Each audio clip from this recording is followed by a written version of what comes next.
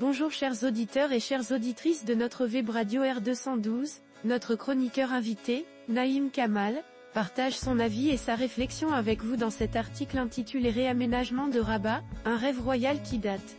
Le voici en podcast pour vous. Naïm Kamal ouvre son propos en revenant sur le contexte qui entoure ce projet d'aménagement ainsi. Rabat en mutation, modernisation ou exclusion ? Entre ambition légitime, contestation citoyenne et erreur de communication, la transformation urbaine de Rabat soulève de nombreuses questions. Une chose est sûre, la ville est en pleine métamorphose. Au bout de plus d'un mois de polémique, parfois justifiée, souvent infondée, Madame le maire de Rabat, Fathia El Moudni, est enfin sortie de son silence pour expliquer le nouveau plan d'aménagement qui vise, dit-elle en substance, à faire de la ville un pôle culturel, économique et touristique à la hauteur des attentes de ses habitants et des visiteurs. Cette ambition coïncide, ajoute-t-elle, avec l'organisation prochaine d'événements internationaux d'envergure, tels que la Coupe d'Afrique des Nations et la Coupe du Monde 2030. Notre journaliste poursuit en analysant les réactions suscitées par cette transformation. La manière suivante.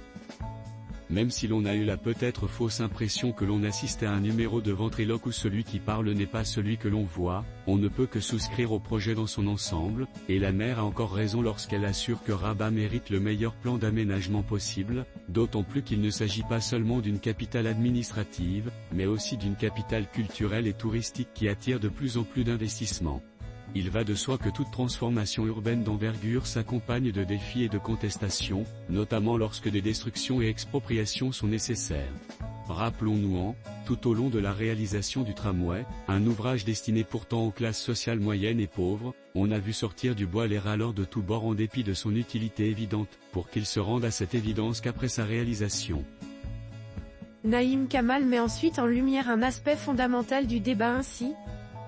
Néanmoins, pour réussir sans accroc le processus réaménagement, il était impératif de respecter un cadre rigoureux alliant concertation et débat public en amont, ce qui a fait gravement défaut, des compensations justes, solutions de relogement, indemnisation équitable et une communication claire des objectifs et bénéfices du projet pour éviter les incompréhensions et résistances.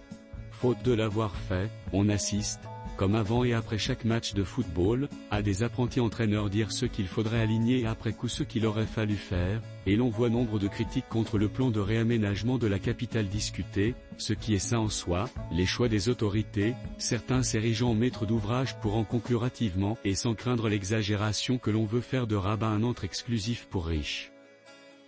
Notre chroniqueur invité identifie plusieurs points sensibles qui ont alimenté la fronde populaire. Parmi eux, les principaux objets de la contestation, dans le collimateur des contestataires, le passage à l'acte sans préliminaire, les destructions de Douar Lascar et des masures Sania Al-Rarbia au quartier L'Océan, ainsi que l'élargissement de l'avenue Mohamed VI considérée comme une artère déjà suffisamment bien lotie.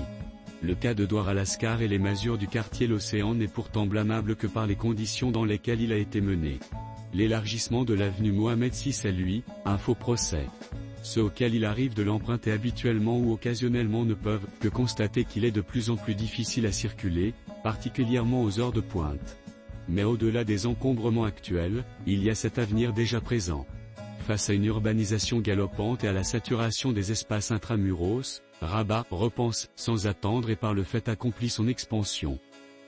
Car à moins de commettre le sacrilège de toucher à la ceinture verte, l'un des traits de génie du défunt roi Hassan II, l'une des solutions les plus viables qui s'offrent à la ville est l'extension vers Zahir et Aïn Aouda, situées au sud-est de la capitale.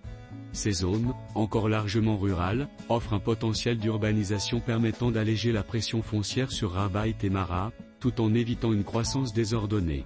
Situées après et quasi parallèlement à Témara, d'ores et déjà saturées, ces localités bénéficient d'une relative proximité avec Rabat, facilitant leur intégration dans la dynamique métropolitaine.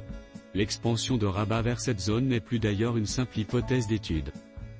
Aïn Aouda, en particulier, connaît déjà une transformation accélérée, portée par plusieurs projets de logement et d'infrastructures, et avant d'arriver à Aïn Aouda toute une nouvelle commune, Almanza, est en train de sortir de terre juste après le siège de la DGED qui n'a pas non plus été épargné par l'expropriation.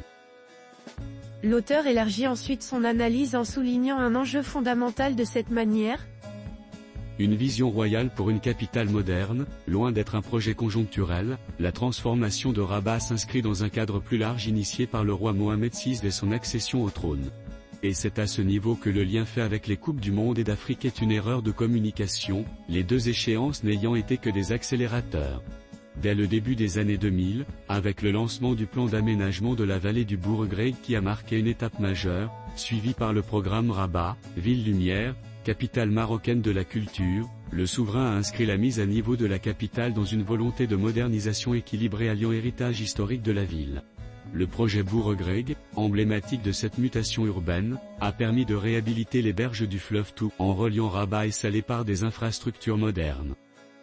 Parmi les réalisations notables on retiendra la marina et la corniche, devenus des espaces de loisirs et de tourisme attractifs, le Grand Théâtre Mohamed VI, chef-d'œuvre de l'architecture déconstructiviste, et le musée d'art moderne, renforçant l'offre culturelle, sans oublier la rénovation de sites historiques comme la Casbah des Oudaya et le Sheila.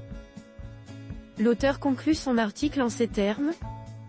Dans cette continuité, le programme Rabat Ville Lumière a mis l'accent sur la rénovation des grandes artères, l'amélioration des espaces verts et le développement des transports durables, avec notamment le tramway et la mise à nouveau du transport urbain par bus, en attendant le tour des taxis qui ne saurait tarder. Ainsi, ponts, tramways, rocades et autres trémies ont énormément contribué à faciliter la mobilité à Rabat et entre Rabat et Salé. Si bien qu'aujourd'hui, Rabat est l'une des plus belles villes du royaume, en voie de parachèvement, telle que rêvée et pensée il y a longtemps depuis la rive droite. Chers auditeurs de la Web Radio R212, merci d'avoir été à l'écoute de ce podcast et de partager avec nous ce moment d'échange et de réflexion. Votre présence et votre fidélité sont notre plus belle récompense. On se dit à très bientôt, si vous le voulez bien.